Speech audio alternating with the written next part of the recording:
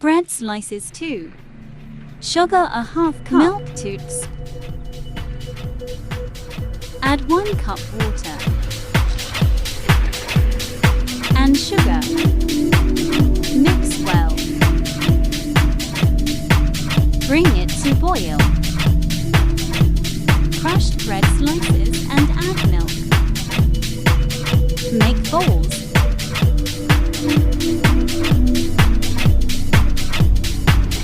Fry it on low flame until brown. Put it in sugar syrup. Cover and rest it for 1 hour.